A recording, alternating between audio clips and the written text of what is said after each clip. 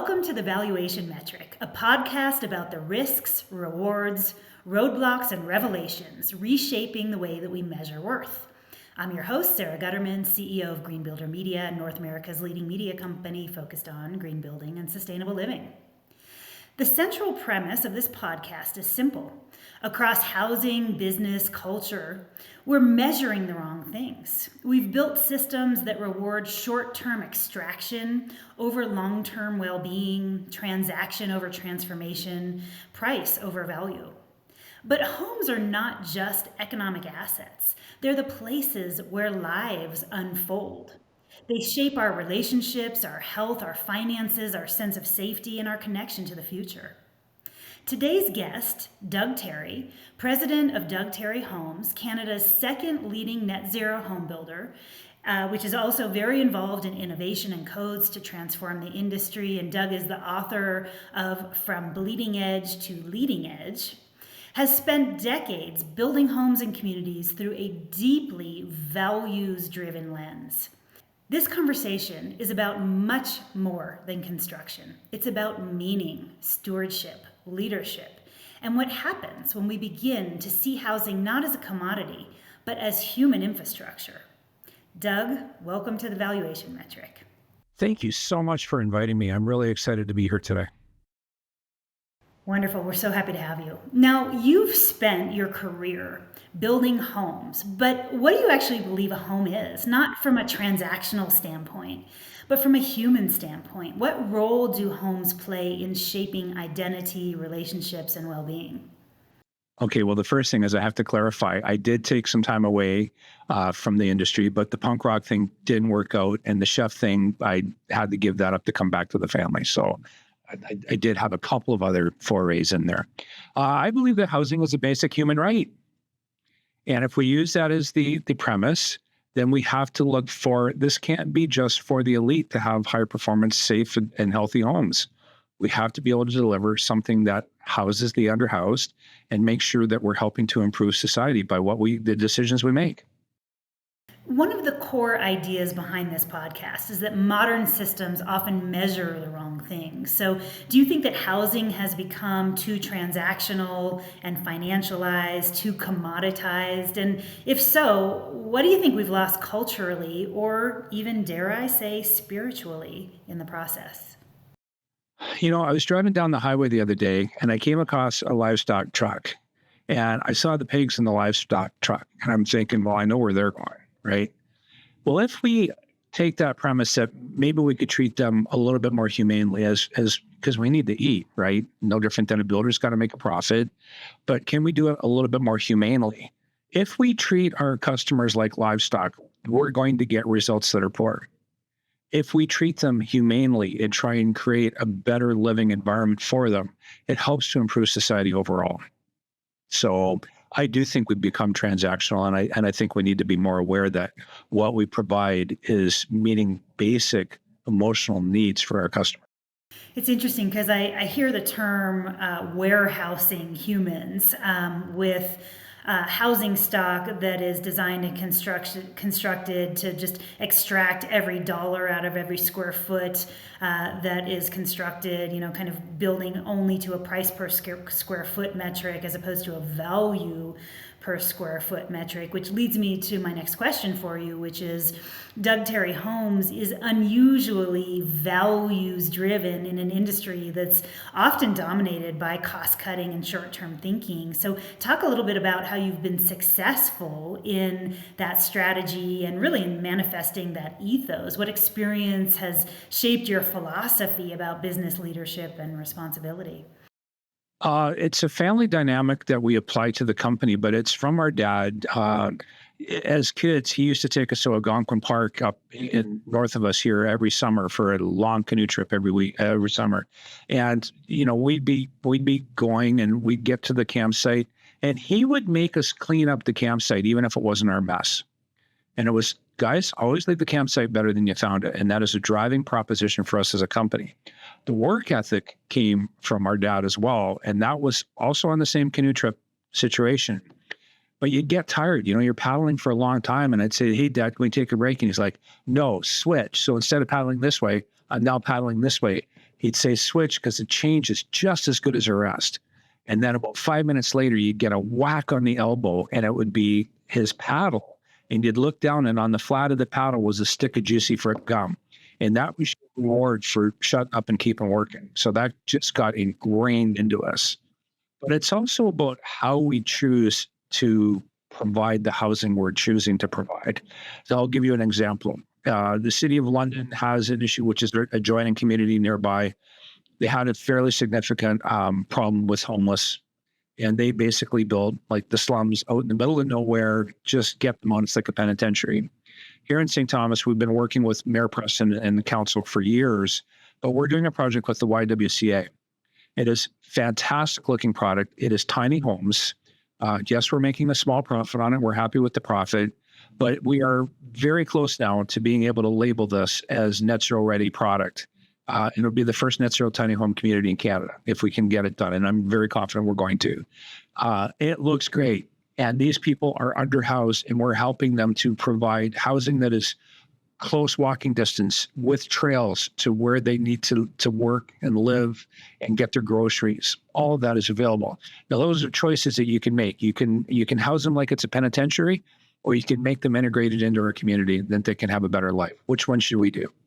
I love that. In fact, we've recently done some math on housing here in the US, and this may or may not be applicable to Canada. I suspect it is, but we've done the math where if a builder takes an acre of land and builds 4 homes on that, that are, like maybe say 2,500 square feet, and they end up shooting, those houses end up being priced at, let's say, the national median average here in the U.S., which is about $430,000.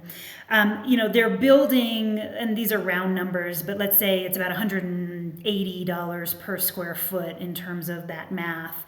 Whereas if the builder takes that same acre and builds 6 houses that are maybe 1,300 or 1,500 square feet, and these are not, similar to your tiny homes in terms of the size, a little bit bigger certainly, but, very feasible and actually more desirable size of a house right now. But they build that house to the amount that most U.S. families can qualify for, which is not $430,000. It's closer to $300,000, $250,000 to $350,000.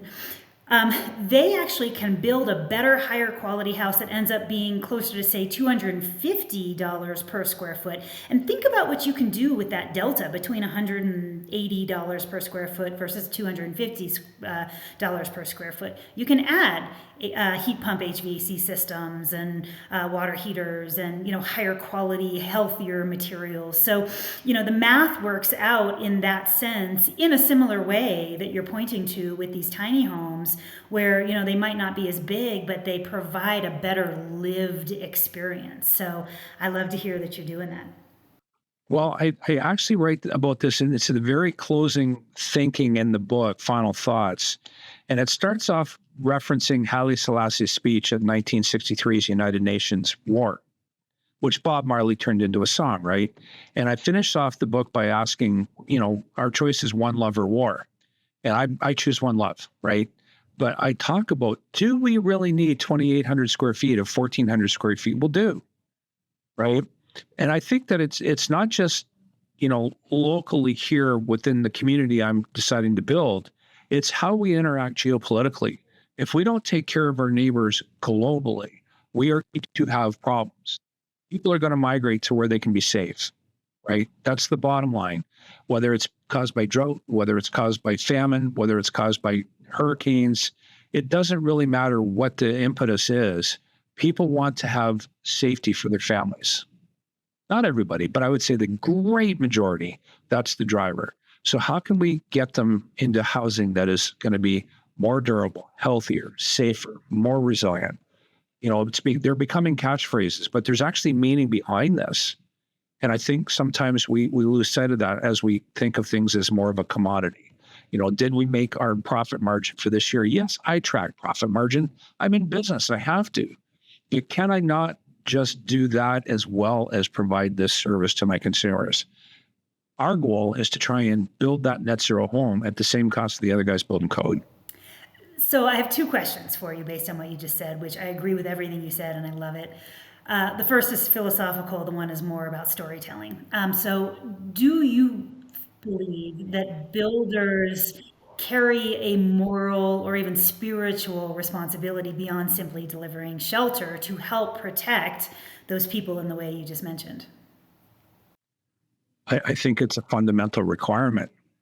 If we're, see, I don't know if you remember this movie. It's a major guide in my life. It's a Wonderful Life with Jimmy Stewart. Beautiful movie. Or trading, Bailey Park as opposed to Potterville, right? There's lots of people out there that can create Potterville, and it's not helping to move society forward. Our goal is to try and create Bailey Park. We want to have nature integrated within our communities.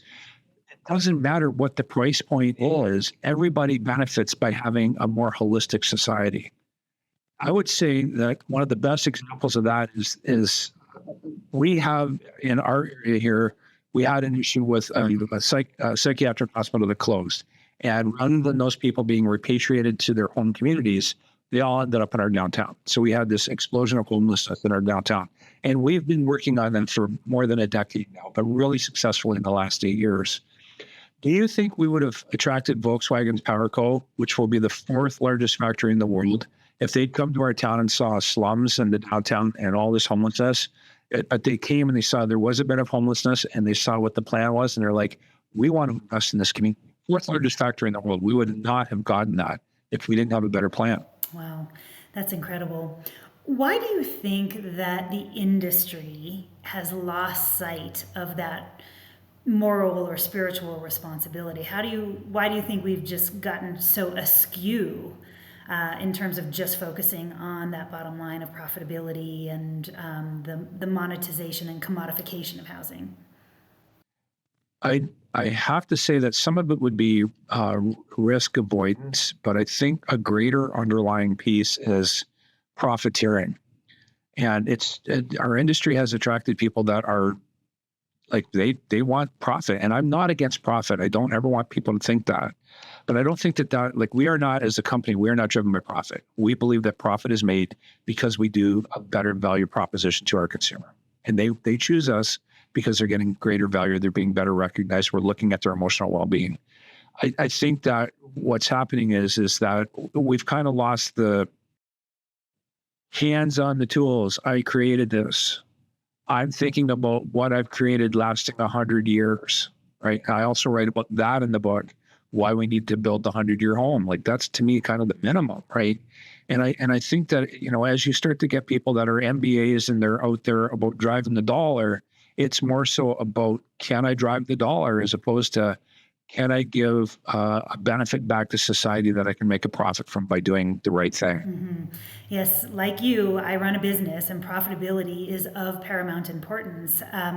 I had the good fortune before I co-founded Green Builder Media 21 years ago now. I was in venture capital and I was with a mid-sized fund in Boulder, Colorado, and we invested at that time mostly in internet infrastructure, one of the first storage over IP companies, which basically led to the cloud, one of the first virtual private network companies. But we had a niche since we were in Boulder where we invested in organic foods and natural retail companies like Horizon Organic Dairy and the Whole Foods of Europe, which we sold to Whole Foods.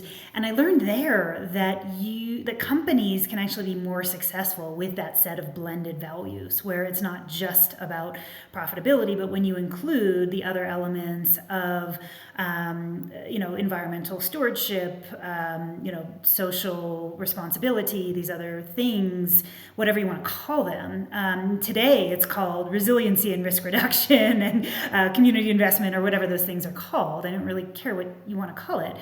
But that you actually engender more loyalty from your employees, from your team, from your customers, you reduce risk, all these things. So I think Doug Tarry Homes is a great example of that set of blended values in a way that's helped your business benefit. Now you tell a story. I love this. I've heard this. You tell a story where, as you are walking your home buyers through your homes, you don't talk about price per per square foot, or you don't even talk about cost. You talk about the lived experience.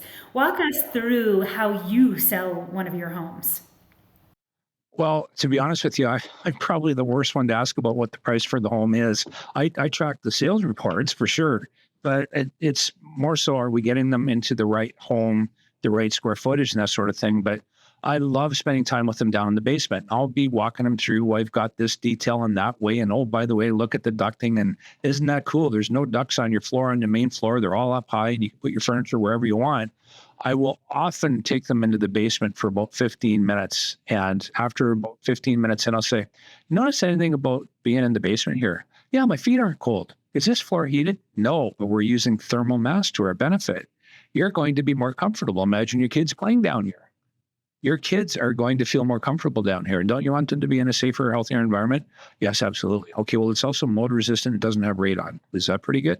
Oh, yes, I like that, right? So we really like to sell on emotion of how it helps the family to feel connected to the home, greater comfort, greater feeling of well-being.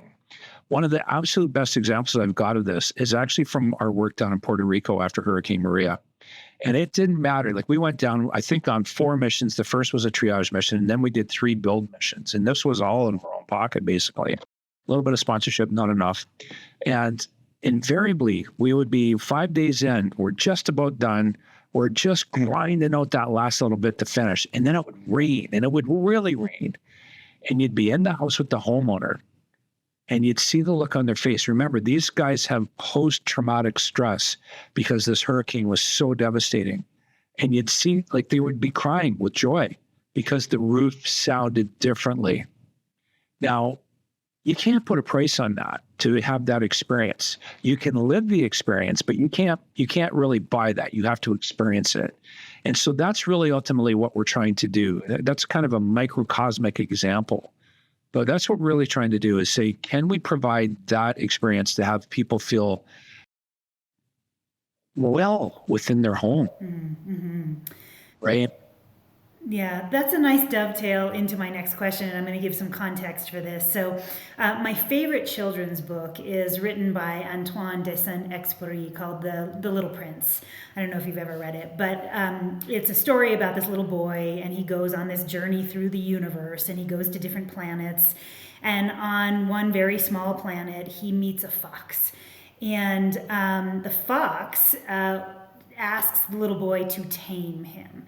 And the little boy's like, I'm busy. I got things to do. I can't tame you. I don't even know why you want to. And the fox says, well, when you tame me, I become your fox and you become my person. And we basically fall in love. And so the boy decides to tame the fox, and they become best friends. And, like most children's books, The Little Prince is ultimately a meditation on what truly matters in life: love, connection, responsibility, the invisible emotional truths that modern culture often overlooks. And my favorite line in the book is the fox reminds the little boy that what is essential is invisible to the eye. So when you think about housing and, kind of the product that you're delivering, what are those invisible things that never show up in spreadsheets, appraisals, or price per square foot that you believe matter most to people?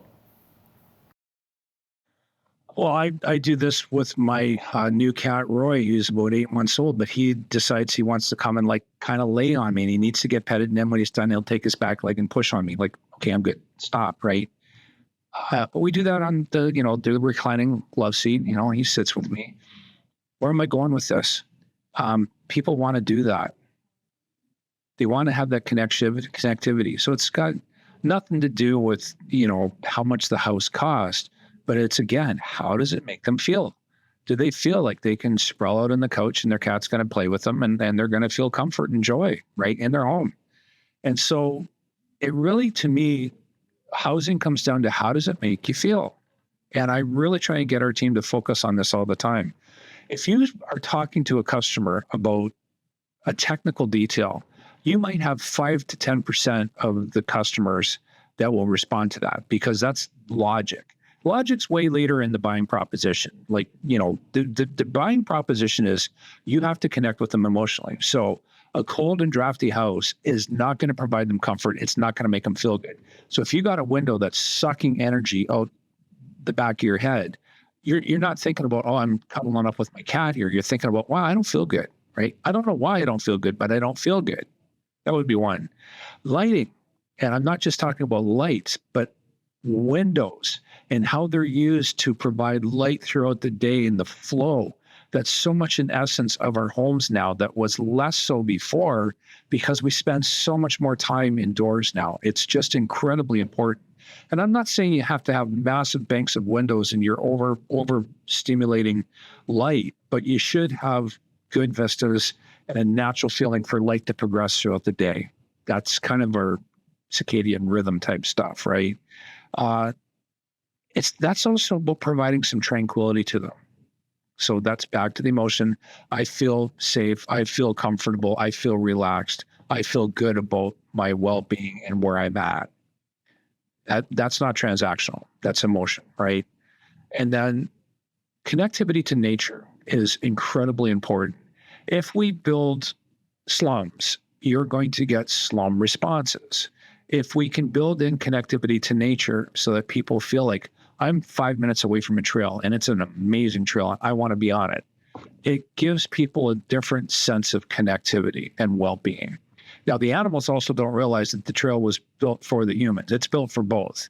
At our company, one of our it's not a slogan, it's a truism, is that we don't just build for humans. We actually think about how animals are going to integrate into our communities because they're going to be there. So we may as well acknowledge it and plan for it. An example would be years ago, we planted this field of poppies because it was a grassland area. Instead of it all being grass, we thought, well, let's plant this field. We had tourists coming to our subdivision. Who gets that? Like tourists.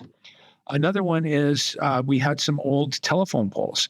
And so my brother Greg said, hey, I'm going to put a couple of pallets on top and it's now going to be osprey nests beside the lake we got. And so within a year, we had ospreys nesting there. Wow. So we're not just building for humans. It's actually creating this other environment.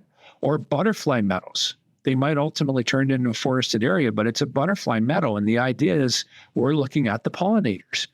Well, guess who loves that? People. They can look out their window and see the birds and they feel like, wow, I'm part of nature here. Mm-hmm. So you're getting a premium on the lot and you didn't really do anything other than plant, greenery that was this high when you planted it. But you planned for it. So one of the aspects I talk about in the book is developer, friend, or foe. Are we actually out here to rape and pillage, or are we actually trying to create a better society? Can we make money by doing it the way I'm talking about? We planted trees 20 odd years ago. They were saplings like this, and we had the environmental club at the local high school plant them for us. Those are now forested lots. That's incredible. Because we planted it 20 years before we needed it. Yeah, yeah. What's the Chinese saying? The best time to plant a tree is 30 years ago. The next best time to plant a tree is today. Yeah, absolutely. And we've done this concept called microforesting. We didn't even know that was the name of it. Mm-hmm. Wow. Just, that's what Brother Greg did was we plant microforests and break up within our communities. And then we found there's this whole culture out of Japan about microforesting, and an arborist, horticulturalist that was famous for this. So I was like, oh, wow, there's actually a guy that did this. We just made it up. And then found out afterwards that there's actually a movement about it. I was like, well, that makes sense. I love that. So, Doug, we live in this culture that's obsessed with speed and optimization and extraction. How do you resist that pressure personally and professionally? How do you stay connected to purpose in an industry that often rewards the opposite? I would say that professionally, I believe that we have to be able to build faster, better, and at less cost. I think that also means we have to look at stacking values within. So a great example I often give is when we talk about, if I ask you to spend 10% more on your window package, and you and I've talked about this one, if I ask you to spend 10% more on your window package, you're going to tell me to pound sand. Doug, I'm not doing that. Like, I'm not spending an extra $1,000 on my windows. Yeah, but if I say, okay, I want you to spend an extra $1,000 on your windows, but your bulkheads are going to get smaller, your mechanical system is going to get smaller, you're going to have greater comfort within the home, and it's going to be healthier for you. Your overall cost went down by spending that $1,000 more on the windows. Would you do it?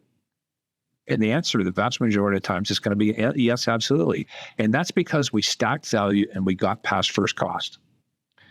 And ultimately, I think that this is one of the greatest mistakes we make as builders is we look at first cost and say no. Mm-hmm. Yeah. And that's something that I think we have to get beyond. Mm-hmm. I want to be able to build, like I said, that home for the same price as the code built guy. Yes. Well, you know, all of our Cognition Smart data shows that all four generations that are impacting the housing market today, boomers, Xers, millennials, and Zs, tell us that they're looking more at long-term costs and operating costs than they are at first cost and price per square foot when making home buying decisions. And all of those four generations, but particularly millennials and Gen Zs, tell us that they are willing to or already have invested in upgrades like energy efficiency, electrification, resiliency, water-related upgrades, health and wellness upgrades, if those upgrades will lower their operating costs because they get the ROI. It's a pretty easy equation. So, I think that the data is there that shows that the consumer desire is there. Now, when you think about legacy, what matters most to you? Not in terms of what you've built physically, but what you've helped cultivate in people, families, communities, or the culture in general. I would have to say probably number one with a bullet would be watching people use the trails. Mm-hmm. I remember it was probably 15 odd years ago now when we were like, okay, we're going to build this house and we're going to use it for a fundraiser and we're going to use that money for putting in this trail connection we had to get from one community to the next. And we went to the municipality and they're like, we don't know how to handle this. We don't have a trail plan. And I said, well, we're doing it. We're just like, we're going forward. We're going to do it. My brother Greg and I were adamant. We're doing this. And so we did. And then that led to the community saying, we need a master trail plan because we have to figure out how to connect into what you're doing here. And so they developed an active transportation plan and a master trail plan. And I sat on the one working group, and it led to this integrated network of trails that actually changed the impression of our community. It used to be, well, we're south of the 401. That's a major highway in Southern Ontario.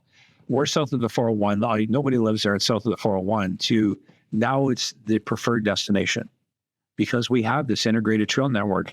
The first year of COVID, we went from 6-7 years before that, there was no trails. The first year of COVID, there was 1 million users of our trail network here in St. Thomas. That's incredible. So that is something like, I'll be long gone and it's still going to be there and people will still be using it. So that's back to you plant a tree, you might never enjoy the shade. Well, I'm actually getting to use it because I don't want to ride my bike on the highway anymore. I'd rather ride my bike on the trails. I feel safer. The other one that's it's kind of a buzz, I got to admit, is when I see other builders that are using our details. If they ask me, it's like, yeah, sure, I'll share it with you. I don't mind. But that's where you're starting to get the acknowledgement, hey, we're on the right track. We're making a difference. Mm-hmm. If they're picking up on it and they have to do it, then that's cool. An example of that would be we use these canvas recycle bins. They're 6x6 by 4.5.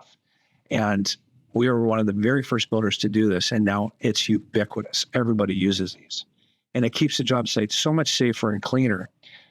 But then it comes back to, okay, but I want to look at lean now. And I will teach my staff and anybody else that wants to listen to this about lean, hey, how many of those bins do you think the customer wants to pay for? 1?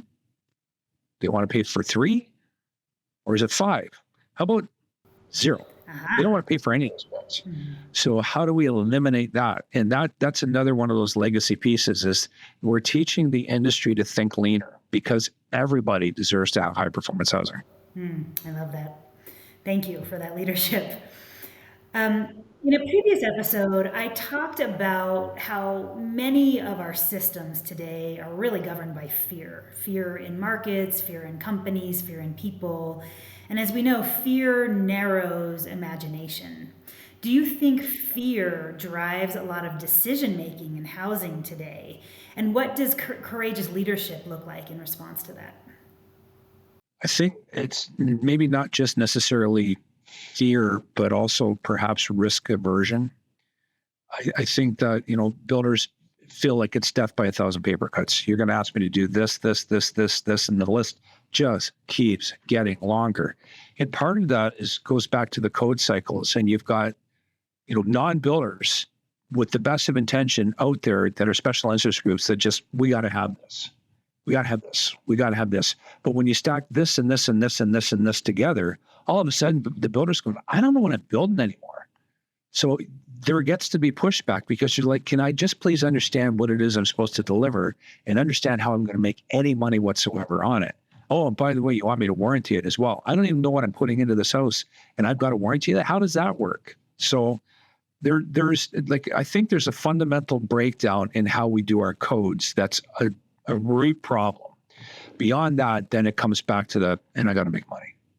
And I'm okay with that. Fill your boots, Matt. If you got to make money, that's great.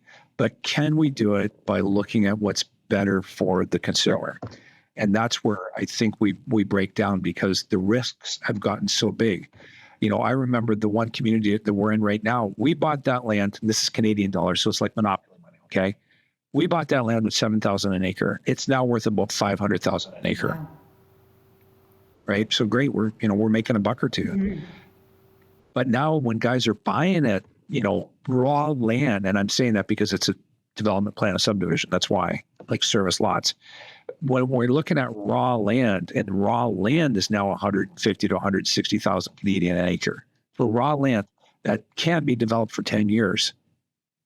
You start making those bets and you're attracting investors that need to make a profit.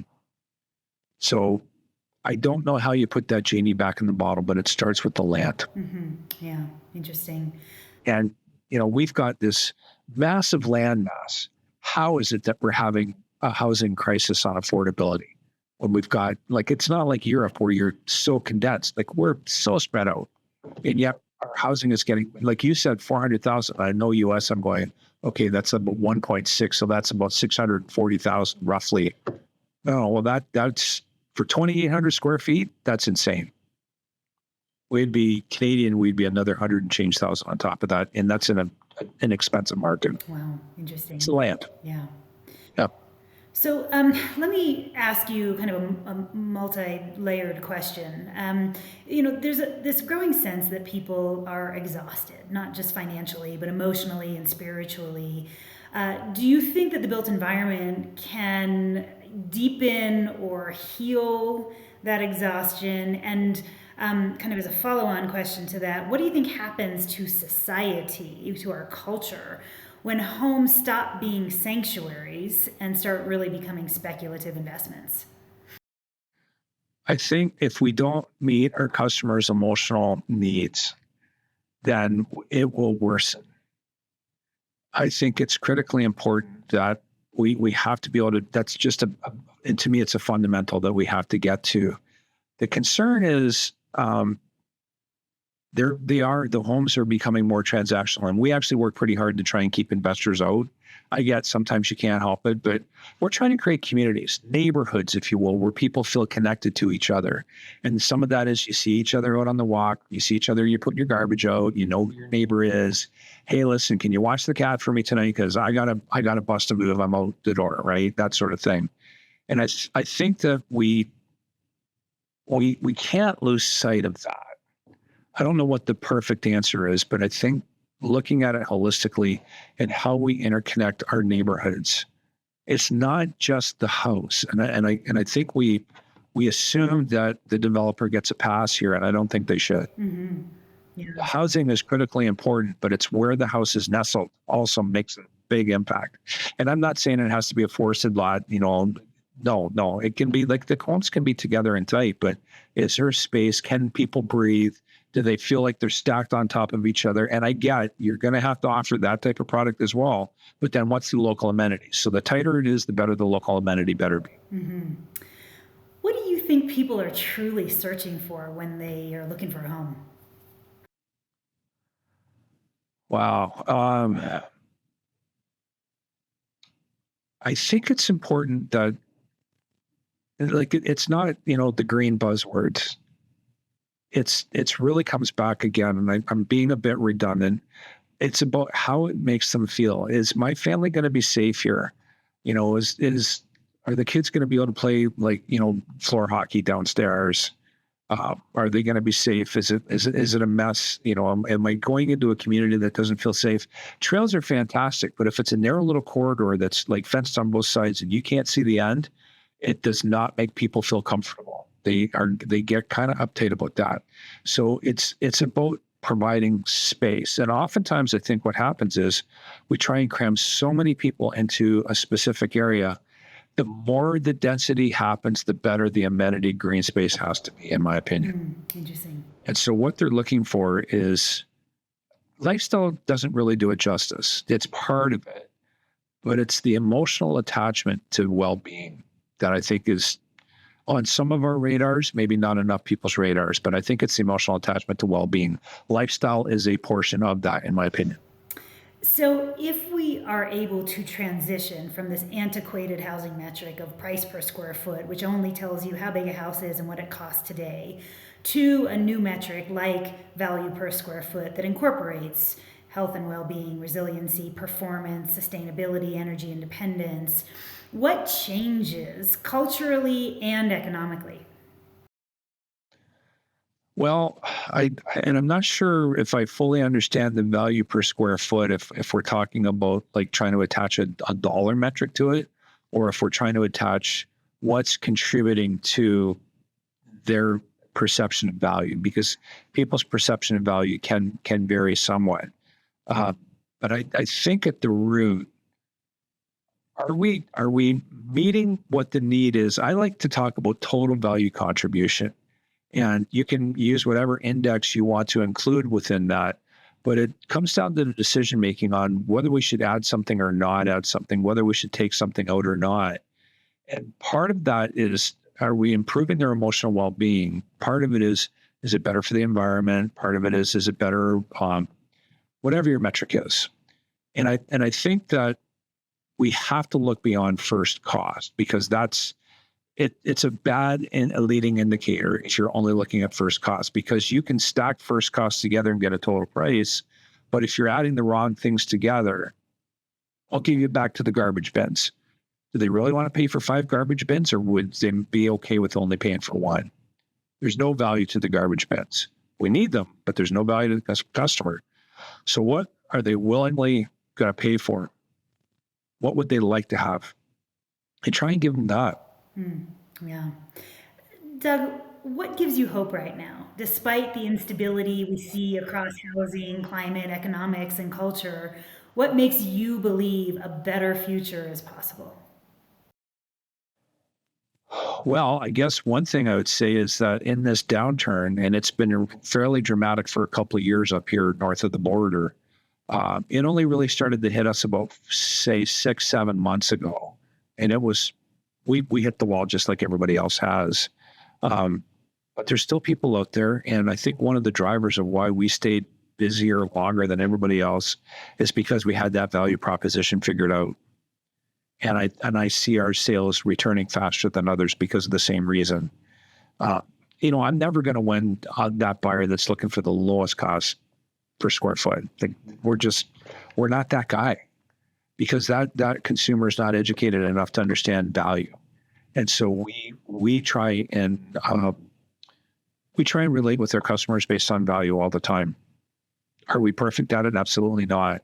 Are we able to get better at it? Continually. We have to stay on the path of continual improvement.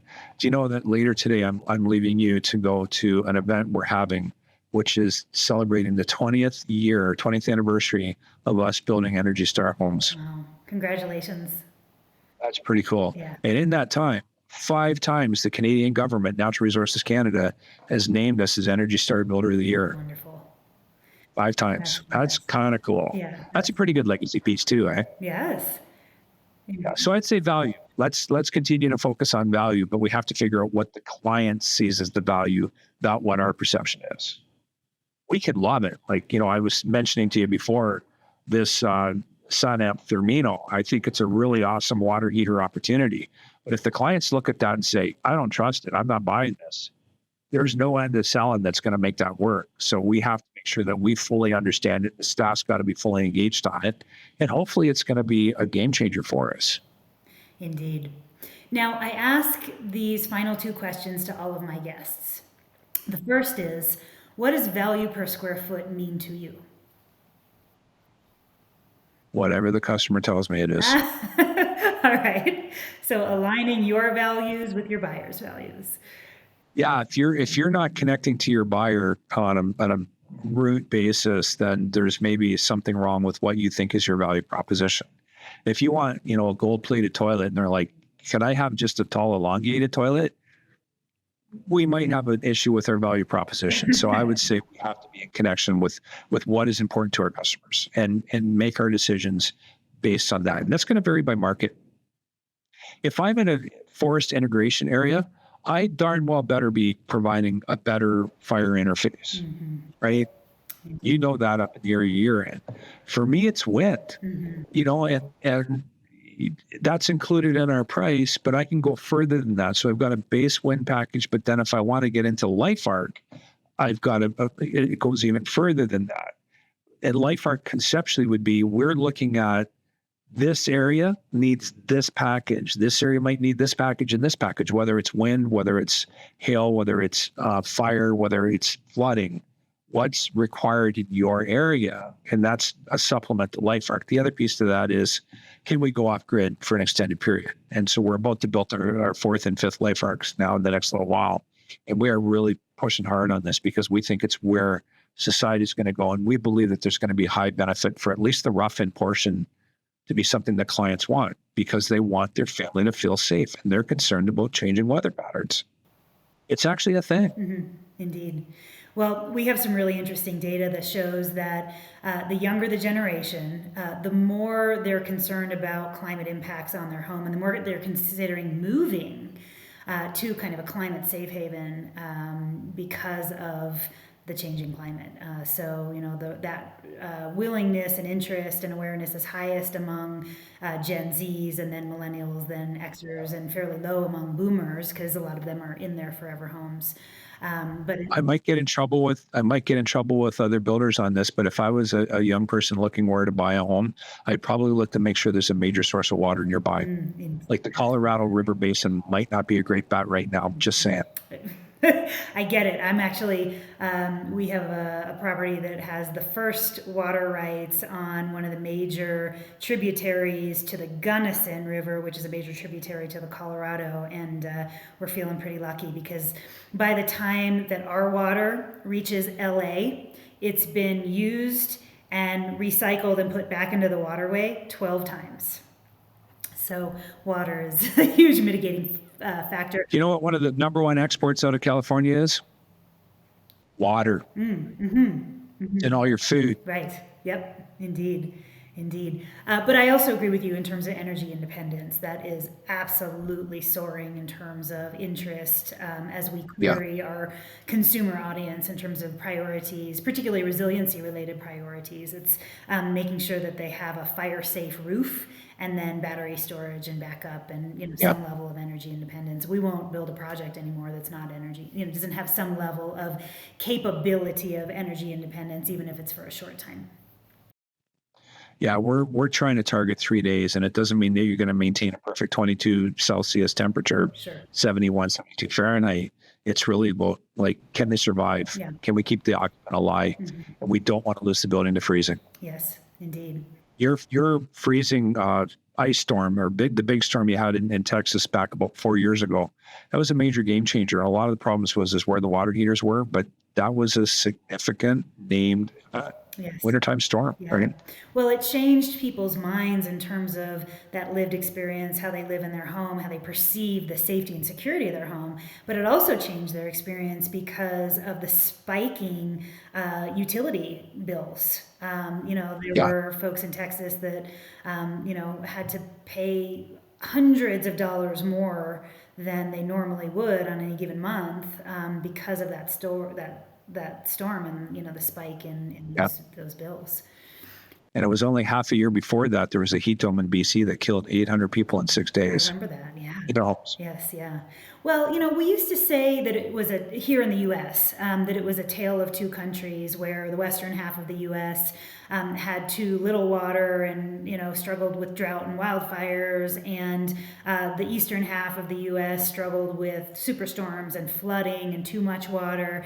But now we're seeing wildfires in New York and New Jersey in February, or, just last month in April, there were these massive wildfires in Georgia Yeah. and Florida, and, Yeah. and flooding in California because the soil has had, can't retain stormwater. So it's really everything that we once thought we knew in a more stable climate, we'll say decades ago, is no longer applicable. But even in terms of like a changing climate that we thought we knew 10 years ago is no longer applicable. And I know, the folks in US states get the Canadian wildfire smoke now. And so Yeah. it's a whole new reality, and we don't even know what we don't know at this point. Yeah. So, I think it makes it that much more important that we really do create homes as sanctuaries and try to future proof our homes and communities from a resiliency standpoint as much as we can.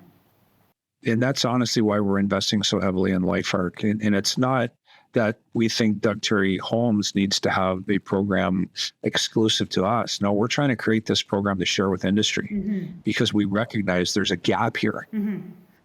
So, we'll guinea pig it. We're happy to pilot the thing, but that's not the end goal. The end goal is, where can this land that other builders can say, yes, this makes sense. At least let's get LifeArc ready as a standard. We're very close. We think we can do LifeArc ready as a standard within 6 months.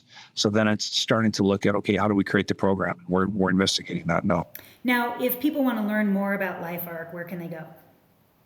The book, it's in the book. Okay. And speaking of the book, I was going to ask you that next. If they want to buy the book, where's the best place to do that? What should they look Well, for? I would say I make more money if you buy it off of Freeze and Press, but you can get it on Amazon too. This is the book right here. From Bleeding Edge to Leading Edge, A Builder's Guide to Net Zero Home. This is my annotated edition. I got all my cheat notes in there. Well, Yeah, and happy to do it. I'm actually looking at doing my LifeArc boot camp again this year, where we walk people through like the secret sauce about what we do, because it's not enough. If, back to that legacy piece, if we're the only guys knowing how to do it, I'm doing something wrong. yes. And I have read the book, and I absolutely can tell our listeners that it is a worthwhile and fascinating read. So pick up the book. Thank you. Absolutely, yeah. I have to admit, I don't look that good in the peanut butter incident. I'm just saying. Yeah, but, I was truth sharing. Truth sharing there. All right, Doug. So for my final question, if listeners could carry one idea forward from this conversation, one truth that changes how they see the world and really perceive value, what would it be? I think we have to do a much better job of caring for each other, not just as homeowners. I think societally, we seem to have lost the middle ground here, and it's a shame. I don't really care what color stripe you are or what your thought process is. Are you a good person, and can you help make the world a little bit more comforting of a place, or are you just there to take? And try not to be that person, I would say, is what I would want to see. And if I can pass that legacy along to anybody to say there's a better way here, then I'll feel pretty good about the world. Oh, I love that so much. One of my favorite mantras is just be kind. Everybody's going through something. So a little kindness goes a long way. Well, Doug, thank you so much for joining us on this episode of the Valuation Metric. I have enjoyed this significantly. And one of the ideas that I always return to is that value is relational. A home has value not simply because of what it costs to build, but because of what it protects and supports and holds together and nurtures and fosters. And, from this conversation, maybe the real shift before us is not just learning how to measure differently, but also how to see and perceive differently. Because when we align what we measure with what we truly value, we begin creating homes and businesses and systems that really support human flourishing, not only economic activity, even though that economic activity is of paramount importance. I think, Sarah, that another lesson that we've kind of learned is our work with Indigenous communities here nearby. And, they look at 7-generation thinking. Like, planning for 7 generations in the future.